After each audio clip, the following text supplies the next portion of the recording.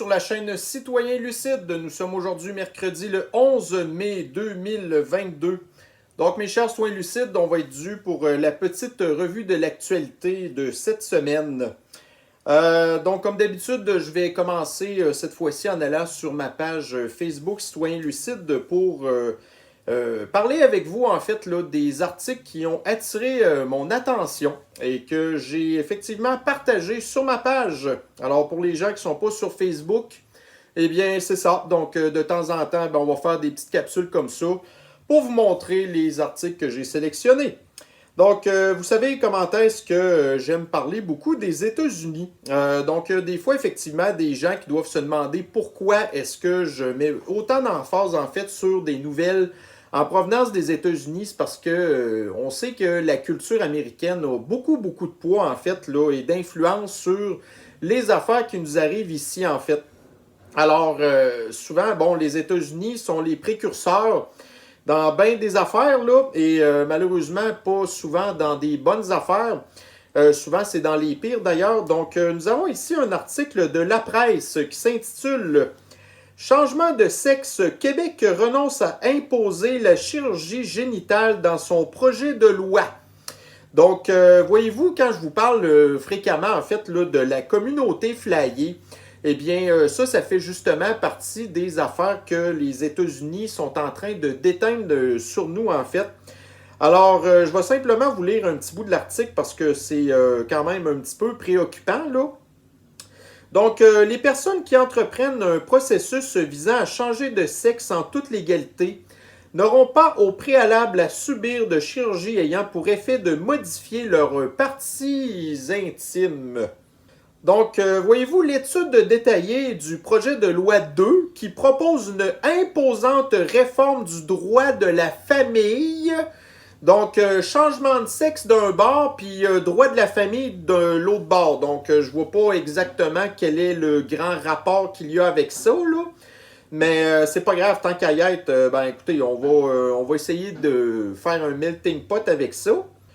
Donc, le gouvernement retire donc de la loi l'obligation prévue de subir une chirurgie génitale pour avoir le droit de changer la mention de sexe sur les documents officiels de l'État comme l'acte de naissance. Bon, alors finalement, tout ce que ça veut dire, c'est que les documents officiels ne veulent plus rien dire du tout, là, parce qu'en fonction de votre humeur maintenant, eh bien, vous êtes capable d'écrire ce que vous voulez.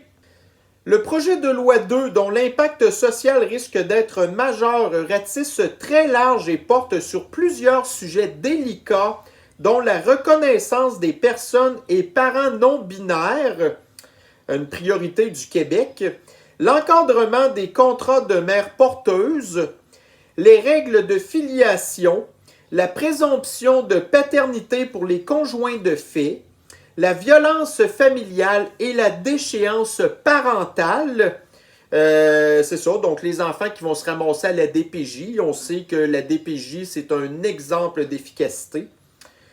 Les renseignements divulgués aux enfants adoptés et la reconnaissance des droits de l'enfant né d'une mère porteuse de reconnaître ses origines. Québec n'avait pas le choix de déposer durant la présente session un projet de loi sur la question spécifique du genre. Donc, on n'avait pas le choix parce qu'au Québec, c'est une priorité absolue. Donc, demander à la majorité de la population, puis tout le monde, hein, pas seulement des espèces de sondages biaisés tout croche, là, quelles sont vraiment les priorités des Québécois. Et je pense que la question spécifique du genre, je suis même pas sûr qu'on en parlerait, OK? Devant se conformer au jugement de la Cour supérieure prononcé par le juge, pas tant de choses, là, une décision qui rendait caducs plusieurs articles du Code civil jugés discriminatoires envers les personnes non binaires. Alors, encore une fois, j'aimerais avoir les statistiques les plus scientifiques possibles concernant le pourcentage de la population de gens non-binaires, puis des histoires du Code civil qui étaient jugées discriminatoires, alors que ce Code civil-là date de 1994 et que justement, il n'était pas absolument du tout question de ce genre de problème de maladie mentale-là. Alors, grosso modo, le projet de loi 2, on s'en fiche complètement. Par contre, ben, c'est ça, les histoires là, de primauté parentale, là, donc ça nous inquiète beaucoup parce qu'on sait qu'éventuellement, si vous voulez avoir des droits de visite sur vos enfants parce que l'État décide qu'il vous enlève la garde parce que vous avez refusé de les faire thérapie génisée, en tout cas, on sait que toutes les dérives sont possibles. Bon, alors ici, dans un article du CNBC, nous apprenions que 40% des investisseurs du Bitcoin sont effectivement dans le trou. Une nouvelle analyse nous prouve cela. Alors oui, effectivement, moi-même, je suis détenteur de crypto-monnaies. Je peux vous confirmer que mon portefeuille de crypto-monnaies est complètement dans le trou, ce qui est tout à fait pas du tout étonnant avec la situation économique qu'on est. Par contre, pour les gens qui vont dire « Oh, la crypto-monnaie, c'est de la merde », c'est bien correct, mais je vais vous inviter quand même d'aller voir en fait là, les rendements de vos placements qui sont auprès de banques ou de bourses ordinaires. Alors, tout est craché. Donc, faites pas rien de parler de crypto-monnaie, là, mais tous vos placements ont mangé une sacrée volée. Alors, autant que mes bitcoins que mes placements avec des banques ordinaires dans des fonds mutuels, là, tout ça, ça a tout planté. Alors, merci beaucoup, le grand reset et nos économistes là, communistes, en fait, qui sont actuellement en train de détruire toutes les économies qu'on a travaillé à la sueur de notre front pour accumuler. Maintenant, ici, un article du National Post. Des scientifiques se questionnent sur le point d'avoir utilisé, vous savez, l'espèce de gros Q-tip de 2 pieds de long, en fait, là, pour faire les tests. Les fameux tests tellement utiles pour trouver la sniffles. Donc, il y a certains scientifiques qui se demandent si on n'a pas peut-être exagéré l'usage de ces tests-là. Alors, c'est ça. Donc, pendant 2 ans, nous avons martyrisé et torturé la population. Donc, il y a des gens qui ont été obligés de se faire tester au moins 3 fois par semaine. Et ça, c'est sans parler aussi là, des syndromes post-traumatiques qu'il y a eu à des enfants, d'ailleurs. Là. Alors, 2 ans plus tard, ben, c'est ça. Il y a certains scientifiques qui se demandent qu'on a peut-être fait un petit peu trop. Alors, j'ai hâte que les scientifiques, en fait, nous disent que la fameuse thérapie génisation, c'était de la foutaise, là, puis qu'ils reconnaissent, en fait, que tous les problèmes de santé que ça a occasionné. Alors, nous, évidemment, on est au courant des papiers de la Pfizerisation.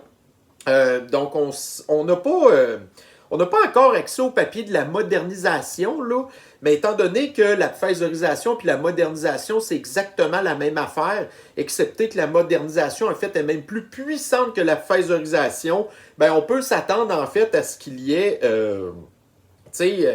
des papiers sur la modernisation qui arrivent au même résultat que la Pfizerisation.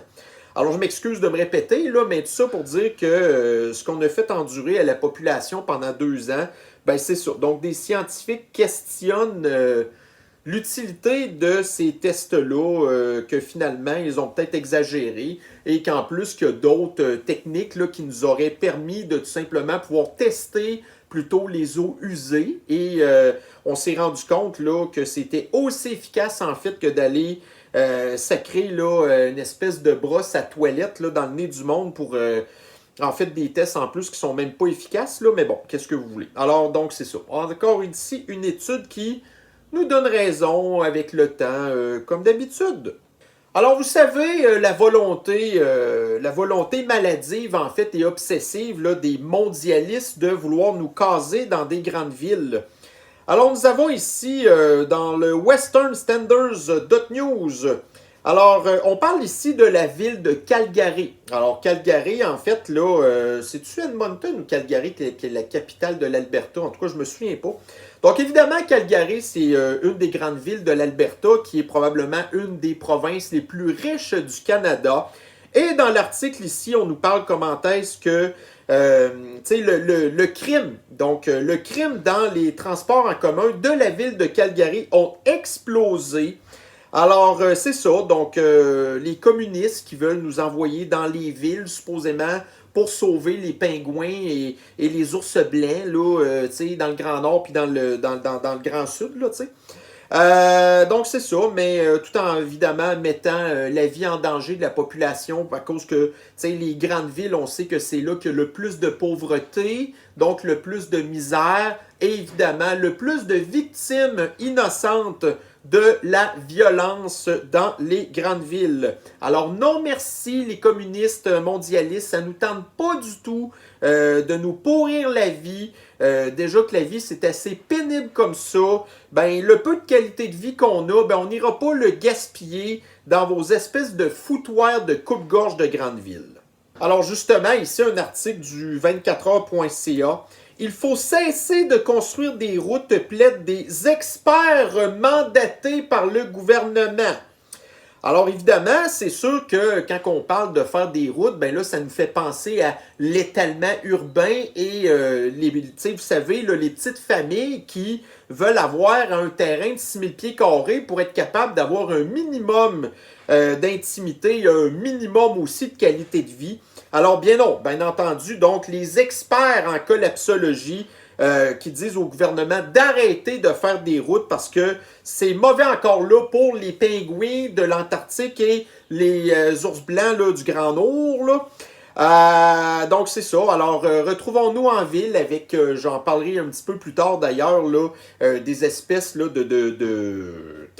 des évadés d'asile comme le maire de Québec, Bruno Marchand d'ailleurs, là, qui rêve de nous caser dans sa merde de ville qui est en train de transformer en Montréal 2.0. Là.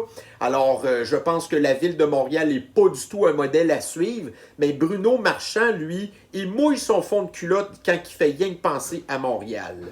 D'ailleurs, j'ai probablement l'impression qu'il doit avoir un calendrier de Valérie Plante, en fait, là, puis pas en costume de bain, là, et j'imagine très bien Bruno Marchand se crosser en imaginant Valérie Plante, comment est-ce que, tu sais, probablement qu'il a, vous avez probablement déjà vu le film, là, Le silence des agneaux.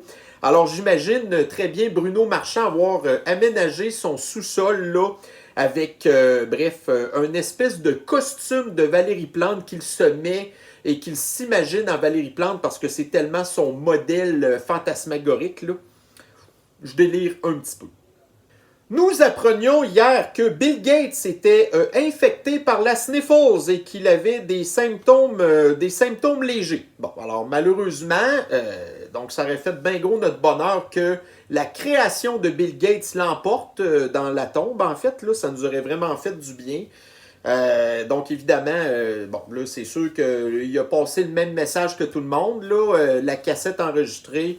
Donc merci, la thérapigénisation, allez vous faire quadruplement doser. Si j'avais pas été thérapigénisé, j'aurais eu des gros problèmes, bla bla bla bla bla bla bla. Bon, on aurait adoré ça en fait, Bill Gates, que tu aies des gros problèmes parce que ça nous aurait juste fait plaisir en fait d'avoir pour une fois une bonne nouvelle, mais en tout cas. Au moins de savoir que ta création t'a enfin atteint, ben ça nous fait quand même plaisir. Alors, vous avez probablement vu, en fait, l'espèce d'opération photo que Justine Trudeau est allée faire au Pays du Poudré. Donc, nous avons ici la maîtresse de Justine là, qui a partagé un beau selfie avec le Poudré en question, d'ailleurs. Alors, c'est ça. Donc, c'est un pays en guerre, là. Donc, on voit que le Poudré semble très bien se porter. Alors, à part faire des opérations de photos, je ne sais pas trop exactement qu'est-ce qu'il fait exactement, là. Alors, c'est certainement pas, bref, un génie militaire, là, parce que, tu sais, il passe tellement de temps devant la TV puis à faire des photos que, bon. Et pareil avec la tarte de Mélanie Joly ici, là. Ben c'est ça, un autre patente. Mais bon, alors il semblerait que c'est la guerre dans le Pays du Poudré. Donc, je sais pas, là, mais moi, dans l'histoire des grandes guerres, là, en tout cas, habituellement, voyez-vous, ces gens-là n'ont pas vraiment le temps habituellement de s'amuser. Les seuls qui s'amusaient, en fait, c'était pendant, voyez-vous, la Deuxième Guerre mondiale, là. Alors, vous savez, l'armée, en fait, là, de l'homme à la moustache un peu spéciale, là. Donc, comme ils étaient, admettons, à Paris et tout ça, donc ces espèces de gens-là, dont je ne peux prononcer le nom du parti en question, ben eux, ils s'amusaient beaucoup. Alors, on voit ici qu'effectivement, le Poudré et la maîtresse de Justine Trudeau ont beaucoup, beaucoup de plaisir. D'ailleurs, Justine était là aussi et elle a eu beaucoup, beaucoup de plaisir. Alors, c'est ça. Donc, les tyrans ont toujours eu beaucoup, beaucoup de plaisir lors des grandes guerres. Donc, si un article, ben, en tout cas, c'est un éditorial du Toronto Sun, mais encore là, ça l'a passé sous le radar, cette affaire-là. Donc, nous avons leur éditorialiste, en fait, qui nous apprend que Trudeau a comme remis en vigueur le registre des armes à feu au Canada. Alors, en fait, là, bon, c'est ça. Donc, voyez-vous, là, il va y avoir encore là, des vérifications de background. Les vendeurs d'armes vont être obligés là, d'accumuler des données sur les nouveaux, en tout cas, les nouveaux propriétaires d'armes et ainsi de suite, blablabla. Bla, bla, bla, bla. Donc, c'est exactement le retour du registre des armes à feu qui avait été pourtant démantelé. Alors, Trudeau, ben, il a réussi à passer ça en douce, là. Alors, bien entendu, c'est sûr qu'il a dû être appuyé par le terroriste Jack Metzing là, et aussi le Bloc québécois qui est pourtant supposé représenter une grande partie d'agriculteurs québécois qui ont pourtant tous des armes, mais comme ces gens-là sont complètement désinformés, ben ils votent pour le Bloc quand même. Là. Alors, c'est ça. Donc, si jamais vous voulez plus de détails, ben, je vous invite là, d'aller voir cet article que j'ai partagé sur ma page Citoyen Lucide dans Facebook. Alors, j'en ai déjà parlé dans le passé, là, j'avais fait une espèce de vidéo là-dessus, la reconnaissance faciale, je sais pas trop, en tout cas. Alors, on avait appris à un moment donné que le gouvernement canadien avait utilisé en tout cas, une entreprise qui s'appelle Clearview AI, qui sert à faire de la reconnaissance faciale, OK? Donc, vous avez un comité éthique là, qui s'est penché là-dessus et qui est en train de mettre les freins au gouvernement parce qu'il y a des très, très grands risques concernant la violation, en fait, de notre, vous savez, là, notre vie, de notre vie personnelle, là, que le gouvernement se fiche complètement. Alors, ici, un article de la presse qui nous parle que la GRC, évidemment, voyait la Clearview AI d'un très bon œil. Alors, c'est bien certain que la GRC, c'est pas là pour défendre la population, OK?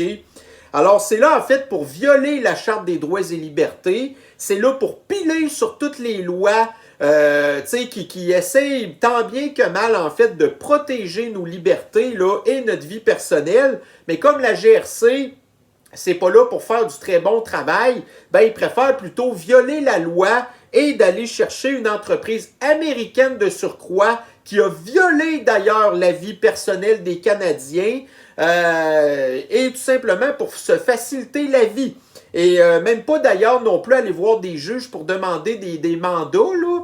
Alors, ça, c'était simplement apparemment pour défendre, vous savez, là, les espèces là, bon, on va appeler ça là, les trafics d'images d'enfants qui faisaient des trucs inadéquats, là, on va dire ça poliment, OK?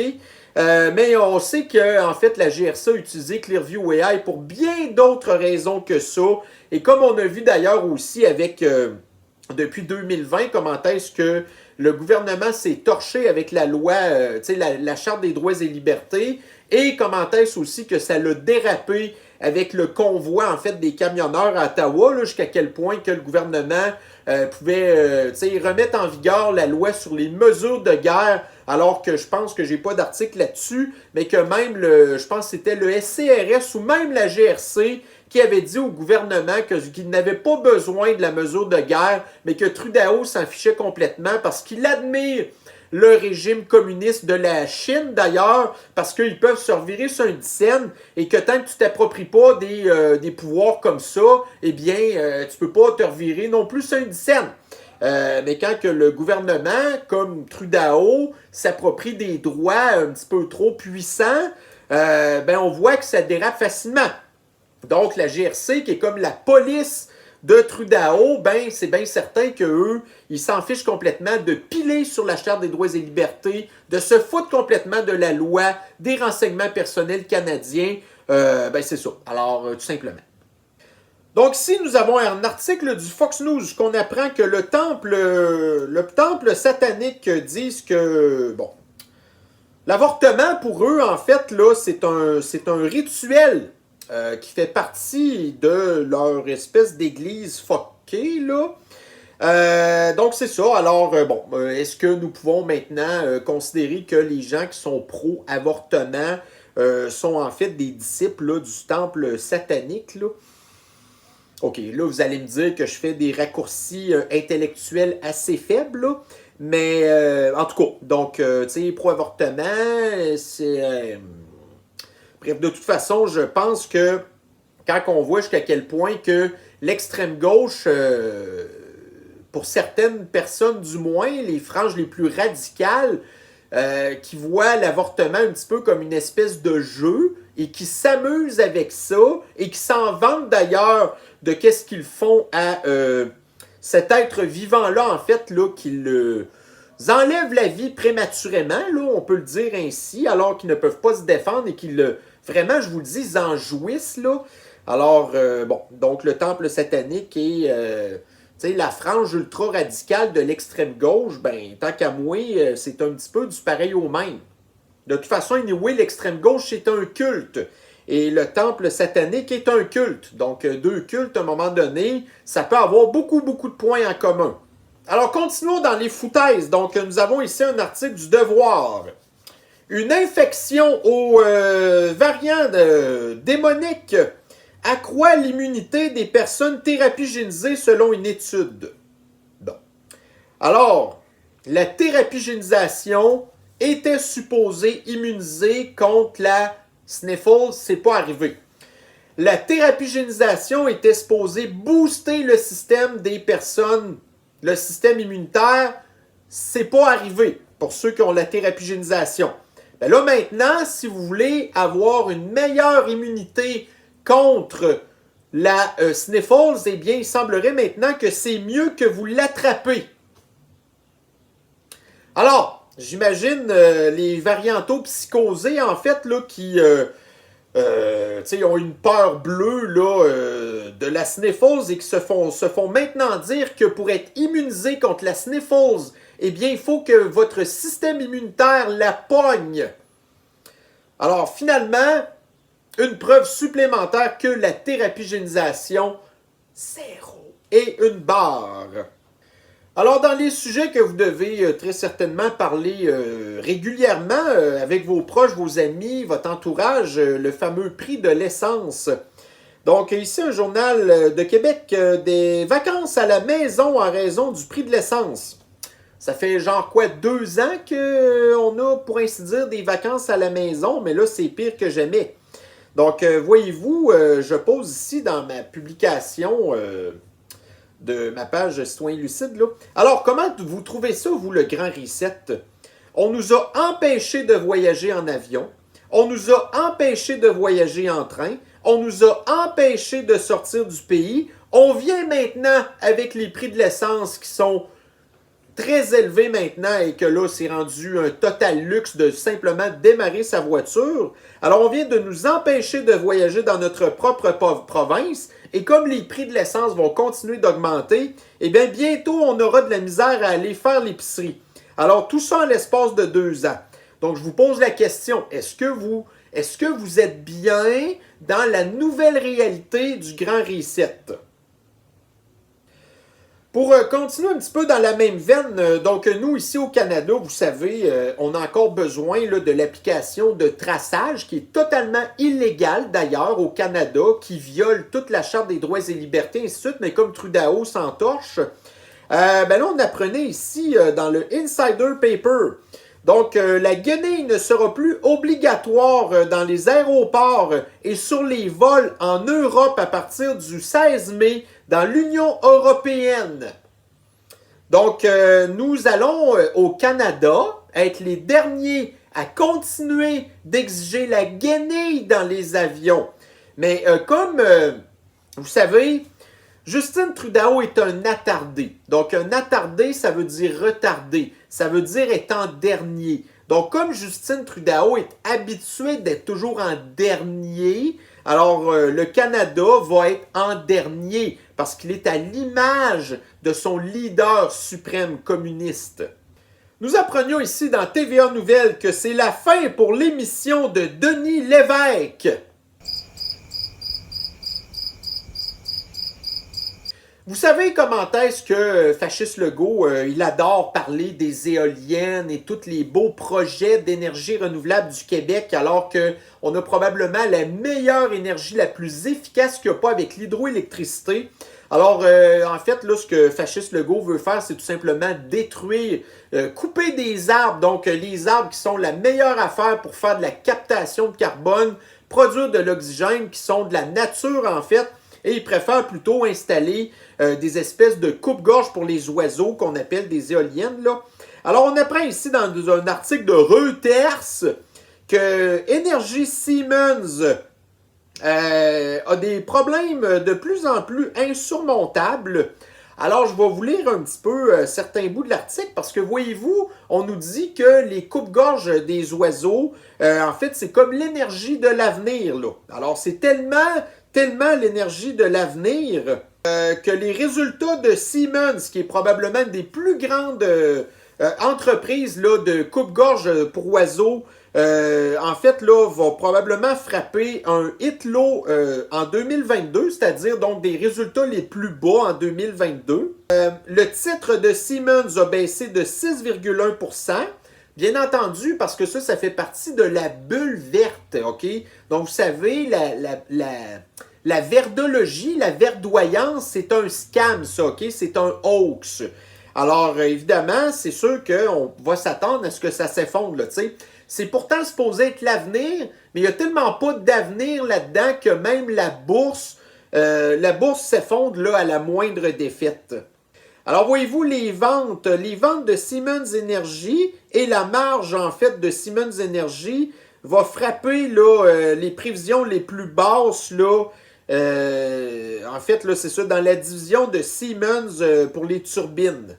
Et en plus, ils ont eux aussi des problèmes à cause de la chaîne d'approvisionnement qui n'est pas capable de fournir tout plein de pièces critiques, dont entre autres les fameuses puces et toutes sortes d'affaires, là, et le manque de main-d'œuvre. Donc, voyez-vous, quand même les gouvernements vont continuer de leur passer des commandes, ben ils ne sont même pas capables, en fait, de remplir leur carnet de commandes, là, parce que là, le manque de matériel puis tout, fait que ce que ça va faire, en fait, c'est que ça va faire encore plus augmenter les prix. Donc, ça va être une énergie qui était déjà pas efficace au prix qui nous la vendait. Ben là, ça va la rendre encore moins efficace énergiquement, en fait, là. Fait que, bref, un autre beau flop.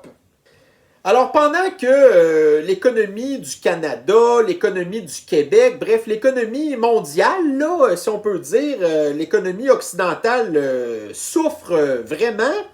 Alors, nous apprenons ici dans un article de Ici Radio-Canada, Québec dépense 50 millions pour loger des demandeurs d'asile, donc on sait là, les immigrants illégaux qui passent par le fameux chemin Roxham.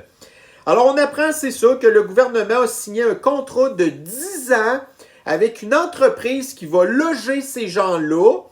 Donc, favoriser ces gens-là d'avoir, par exemple, aller vivre dans des hôtels ou des affaires de même pendant que les Québécois sont déjà même pas capables d'avoir un logement abordable, en fait, là, rien de ça. Donc, on a ces gens-là qui ne respectent pas du tout la loi et qui sont favorisés par rapport là, à la population de souche. Alors, encore un beau succès de Justin Trudeau qui nous fait rentrer ces gens-là qui n'ont aucune qualification, qui après ça, on perd leurs traces et après ça, qui s'en vont se tirer dans des guerres de gang, des proxénètes et toutes sortes de genres de choses-là, là. Alors évidemment, c'est sûr que j'exagère, mais c'est pas grave, ça reste que c'est quand même cette population-là qui est surreprésentée dans ce genre de crime-là. Bon alors ici, tant qu'à parler de tirer de l'argent par les fenêtres, toujours, donc ici Radio-Canada, équipement de protection contre la sniffles, Québec a perdu près de 1 milliard. Je ne vous lirai pas l'article pour rien, là, je vais vous laisser là-dessus. Le gouvernement a dépensé 1 milliard, gaspillé 1 milliard pour des patentes qui servent à rien. La gainée, les blouses, les gants, puis ça l'inclut même pas la thérapie-génisation, là. Toutes sortes de matériel qui sert à rien. Donc, on sait que les éclosions majoritairement sont présentement dans les établissements de santé gérés par le gouvernement, avec tout le maximum, voyez-vous, de matériel de protection qui sert à rien, 1 milliard de gaspillés là-dedans. Alors, vous savez comment est-ce que j'adore parler de maladies mentales dans la compréhension de notre société folle de maintenant. Donc, nous avons ici un article du New York Post où ce que nous voyons ici une jeune fille de 15 ans qui nous explique en long et en large son problème qu'elle est allergique à l'eau.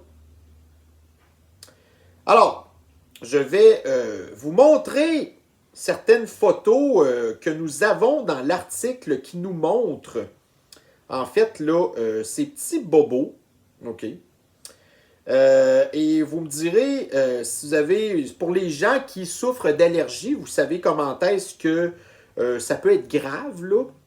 Alors, cette fille-là nous apprend, entre autres, qu'elle n'est pas capable de boire de l'eau. Quand elle pleure, c'est comme si c'était de l'acide. Imaginez-vous, c'est vraiment beau. 15 ans, 15 ans. Ça va aller loin dans la vie. Alors, ici, c'est une photo de sa cuisse. Et vous voyez, il y a comme une espèce de petite plaque à peine rosée, là. Alors ça, c'est une de ses réactions allergiques qu'elle a à l'eau. Donc, il y a d'autres photos. Donc, c'est complètement risible, là. Alors, évidemment, la première fois que j'ai lu cet article-là, ben, j'ai trouvé ça vraiment très comique, là. Là, maintenant que je le relis, je trouve ça très pathétique, par exemple. Mais, en tout cas, bref, si vous ne saviez pas, eh bien, imaginez-vous que l'allergie à l'eau, ça existe.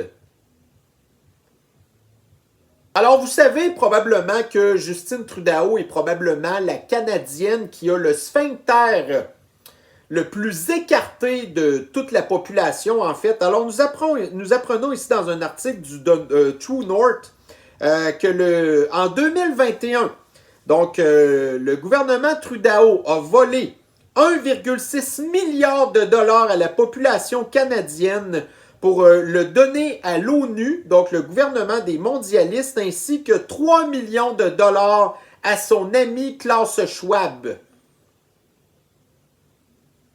Après ça, on vient nous dire qu'on n'est pas vendu aux mondialistes, qu'on finance avec notre argent.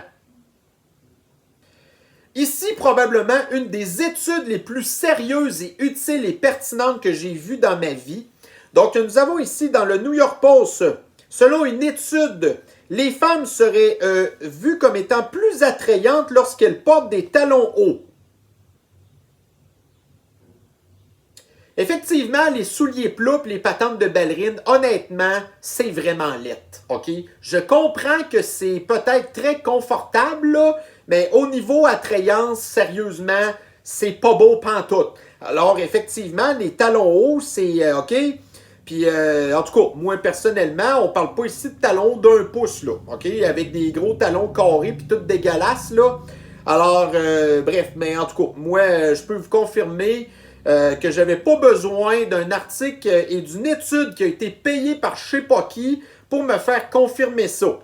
Par contre, moi, j'imagine tout de suite là, des espèces de groupes là, de la communauté flyée, frustrée, et aussi des féministes qui veulent détruire l'image de la femme là, et qui doivent probablement créer l'objectification de la femme et aussi l'invitation à l'agression et aussi le patriarcat.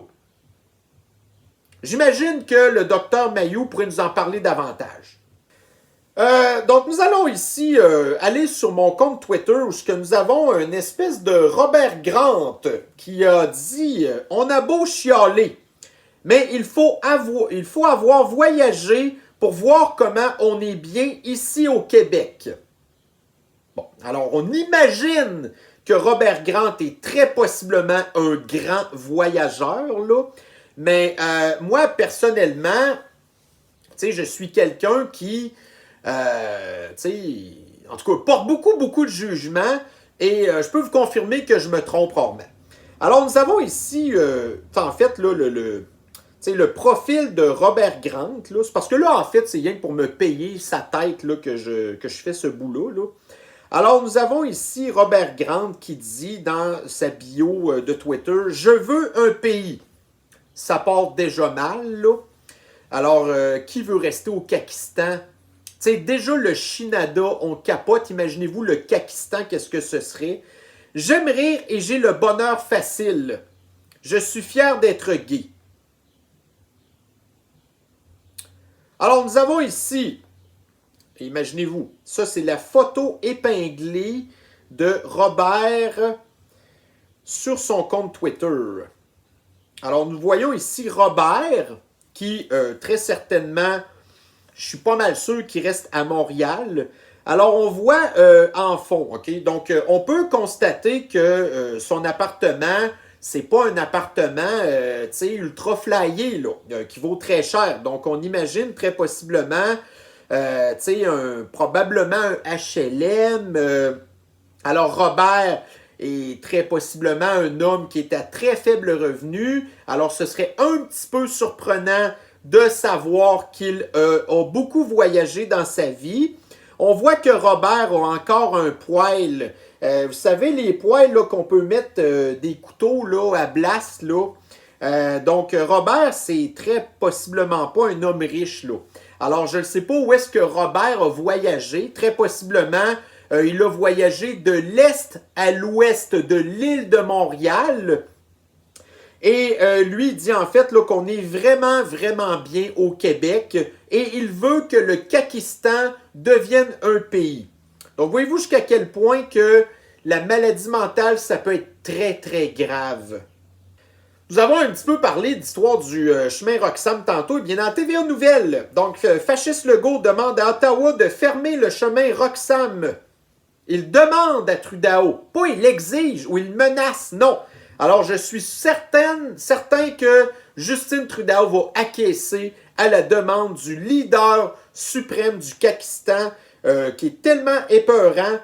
En tout cas, pas dans le sens leadership, mais dans le sens quand tu regardes la face, tu as vraiment envie d'aller faire un tour aux toilettes, là, puis pas pour faire un numéro 1, là. Un article ici très pertinent de Radio-Canada qui nous révèle une révélation, imaginez-vous, l'illumination d'apprendre que Québec est mal préparé pour les soins de longue durée de sa population vieillissante. En tout cas, moi, je pense pas que ça prenait Radio-Canada pour nous apprendre ça. Hein? Nous avons ici Fasciste Legault qui dit « Le Québec a besoin de plus de femmes en génie. » Alors, Legault, il connaît tellement pas les femmes parce qu'il a jamais pogné de sa vie, en fait, lui-là. Là, il en a pogné rien qu'une, puis il a été bien chanceux, en tout cas, de la garder, ou de toute façon, moi, je pense que cette femme-là est séquestrée, mais peu importe. Alors, on s'entend que c'est pas Legault qui a dû avoir là, la cote de Don Juan dans le temps. Alors, il connaît absolument rien, en fait, en psychologie féminine. Legault ne sait pas du tout que les femmes, le génie, ça, les ingénieurs, là, que les femmes sont très peu intéressées par ça. Alors, je ne sais pas qu'est-ce que Legault va faire pour convaincre plus de femmes d'aller en génie, alors que c'est quelque chose qui les intéresse absolument pas, OK? Donc, ce serait peut-être intéressant de voir Legault qui va nous dire que le Québec a besoin de plus d'hommes dans les CPE, en éducation. Pas vraiment. En service de santé non plus.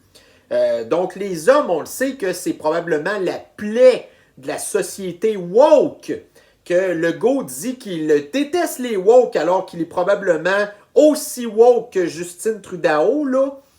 Alors, c'est ça. Donc, quand on a ici des leaders qui ne comprennent même pas leur population, puis encore moins les femmes dans ce cas-ci, ben, ça donne ce genre de publication-là. Et puis, pendant que nous avons une espèce de gros attardé qui a probablement des gènes de néandertalien, là, en fait, là, qui ne comprend pas du tout les femmes, eh bien, nous avons ici le Parti communiste extrémiste, là, parce que là, il y a des élections présentement en Ontario, donc nous avons le NPD, la frange provinciale de l'Ontario, qui dit que si jamais le NPD vient qu'à prendre le pouvoir en Ontario, eh bien, ils promettent de faire baisser 40% des primes d'assurance en automobile de l'Ontario, OK?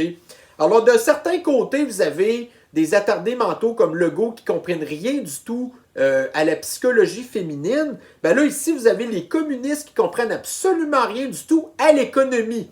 Alors, voyez-vous, c'est ça l'extrême gauche, en fait. Là, c'est du monde qui ne comprennent absolument à rien de rien. Alors, quand on parle du leadership, en fait, là, et de nos dirigeants, donc, écoutez, on voit que les postes les plus importants sont majoritairement occupés par du monde là, qui, effectivement, souffre de grandes maladies mentales. Alors, vous avez Macron en France, on a Trudeau au Canada, on a Legault au Québec, la ville de Montréal a Valérie Plante, le maire de New York. le gouverneur de la Californie, la mairesse de Chicago. Voyez-vous, Québec n'est pas en reste avec ici Bruno Marchand, qui est probablement un des plus radicaux de tous, en fait, là, et qui, écoutez, il fait une fixation là, totalement malsaine sur l'histoire de l'étalement urbain. Alors, moi, je suis content là, de rester sur la rive sud de Québec, là. J'ai quand même un attachement, parce que je suis quand même un gars de Québec, là, si on peut dire, mais ça me fait extrêmement mal au cœur de voir ma ville qui s'en sortait, en tout cas, bref, qui a déjà eu de la misère avec la bombe, là, et qui maintenant est rendu avec un maire de l'extrême gauche radicale complètement fou furieux. En tout cas, bref, je trouve ça triste, là. Mais qu'est-ce que vous voulez? Alors, tous les postes maintenant de dirigeants sont rendus occupés par des espèces de radicaux comme ça on pourrait faire à un moment donné le concours là, d'exactement qu'est-ce qu'ils ont comme maladie mentale, là. Mais je pense que Bruno Marchand ferait possiblement partie de ceux qui sont le plus gravement atteints. Et vous avez entendu possiblement parler là, des cas inexpliqués d'augmentation très importante d'hépatite chez les enfants. OK? Alors, c'est mystérieux au bout, là. Ça a l'air que ça sort de nulle part, là. Alors, nous savons, nous, on a des très gros doutes, en fait, pourquoi est-ce qu'il y a une augmentation des hépatites chez les enfants? C'est drôle, c'est comme arrivé subitement depuis l'apparition de... Vous savez très bien de quoi je parle. Alors, nous avons ici un article du réseau international.net, OK? Donc, moi, c'est très rare que j'utilise cette source-là parce que c'est sûr que si je partage ça sur Facebook ou bien sur Twitter... T'sais, on risque d'être censuré, OK, parce que, bon, pour toutes sortes de raisons, là, c'est pas considéré comme étant une source médiatique fiable d'information, OK. Par contre, ici, je trouvais que le timing est un petit peu spécial parce que nous avons ici une étude. Donc, c'est une étude faite en Allemagne, là, OK. Je n'ai pas entendu parler ailleurs, donc ça risque d'être assez surprenant qu'on entende parler dans les médias mainstream parce que c'est quand même grave, là. Alors, une étude qui confirmerait ici que la thérapigénisation contre la sniffles provoquerait une hépatite auto-immune. Bon, alors nous, ça confirmerait ce qu'on pensait, là. Alors, écoutez, moi, je vous dis que, même si les soupçons sont extrêmement forts que la thérapigénisation serait responsable de cette montée fulgurante d'hépatite chez des enfants qui n'étaient pas malades avant.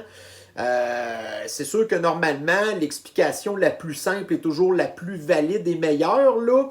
Alors, effectivement, donc on aurait ici une étude scientifique qui est, bon, partagée dans un média que je vous ai dit.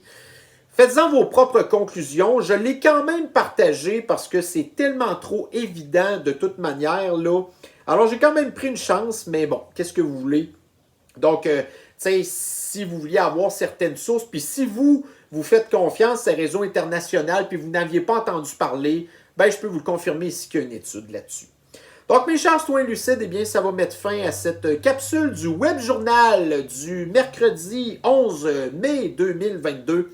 Nous aurons très certainement le plaisir de nous reprendre dans des prochaines nouvelles les plus farfelues les unes que les autres. Alors sur ce, je vais vous souhaiter une bonne fin de journée et on se revoit très bientôt. Prenez soin de vous. Bye bye.